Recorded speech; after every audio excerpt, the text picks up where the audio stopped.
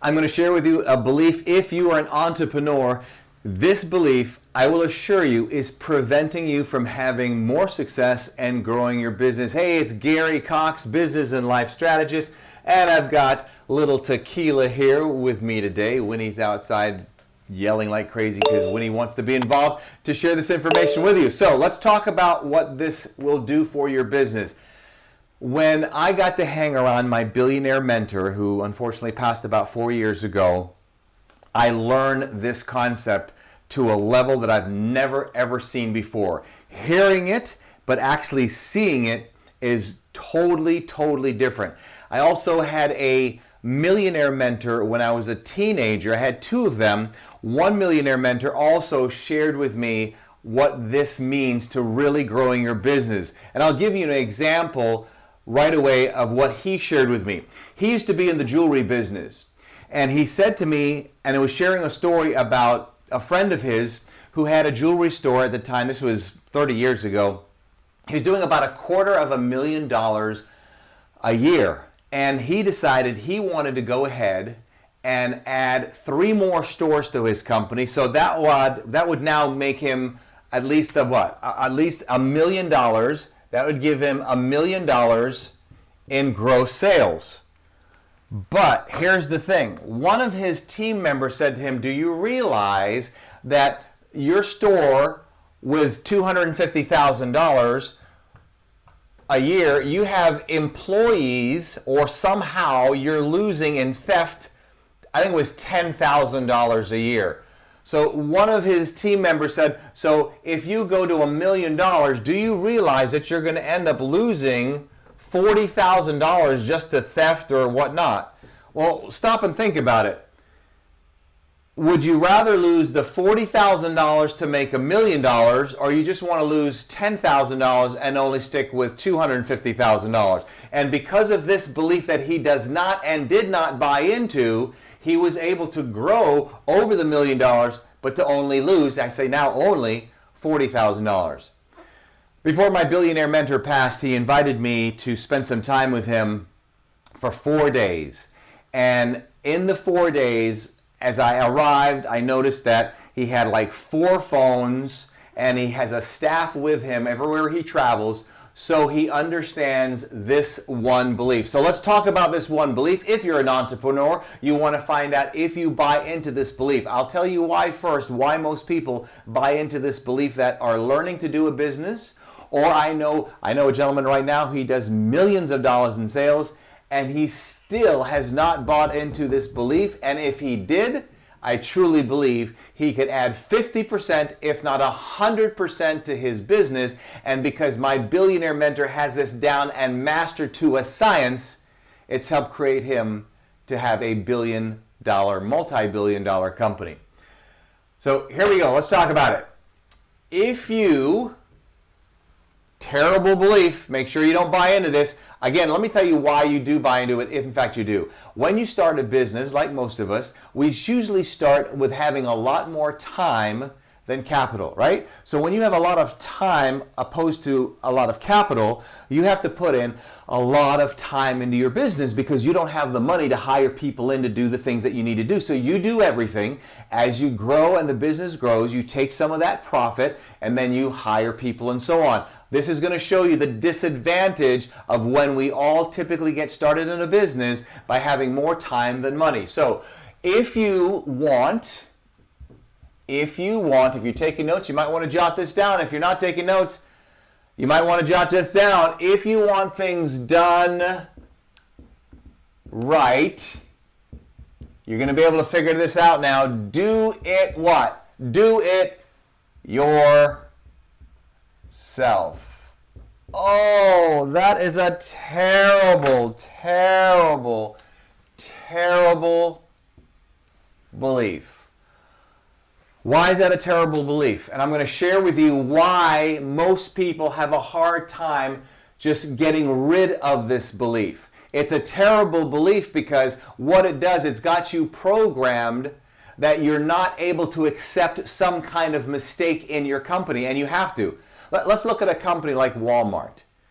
Sam Walton, I had the opportunity to meet Sam Walton just a mile from here. I live right by the airport. He flew in one day for the grand opening of Sam's Club. This was, oh my gosh, decades ago, obviously well before he died.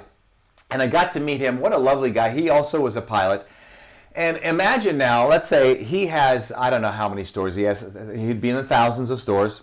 Do you think right now, at this very moment right now, somebody's trying to sue Walmart?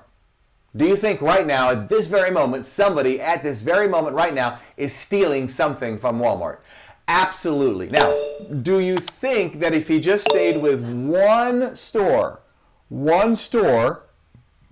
that he could eliminate 99% of all the theft, all the lawsuits, and all the problems that he has now, or the company has? Absolutely 100%. But he decided he just didn't want $10,000 a month or 20 or whatever his store, I'm sure it's made nothing when he first started.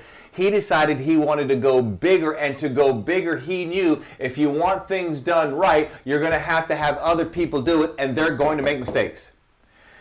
And when you are so conditioned to put in more time than money, you do everything. So no doubt, you know the areas and the departments of your company probably better than anybody. And for a lot of the areas, you know how to do them better. Until you start getting other people, hopefully you can let go. That's the problem. Most people do not decide to let go. Decide means to cut off. Cut off means you make a decision and you cut off. Just the word like decide is also suicide, pesticide, side, cut off, all right, death. So you've got to figure out, are you willing to cut off and let go? I'll give you one example. When I decided, after my millionaire mentor told me about this example right here, I'll consciously remember it, and I consciously made a decision. Once I heard all this, I'm going to grow exponentially and let go of this belief. So the day I did that, I remember that typically I would fly in my airplane and I'd have another pilot or a staff with me, and then I would manage the airplane being put into the hangar. So we would land the airplane, and then we'd pull the airplane into the hangar, and then we'd close everything up. So that particular day, I decided, you know what I'm going to do? I'm not going to worry about having everything done right by doing it myself. So I'm going to go ahead and step away, head over to the office.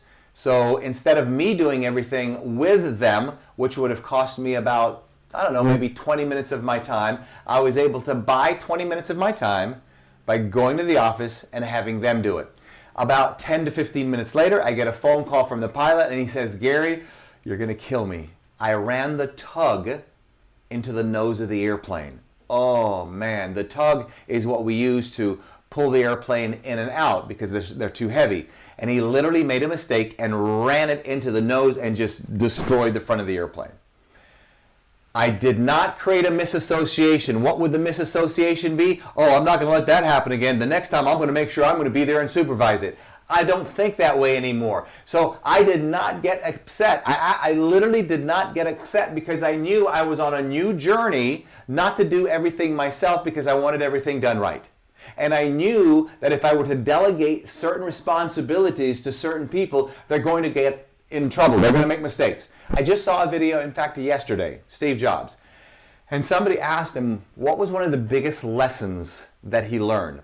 And this is a lesson that I have to keep reminding myself because I try to accomplish a lot of things, and I've learned a lot of things in the 40 plus years I've been in business.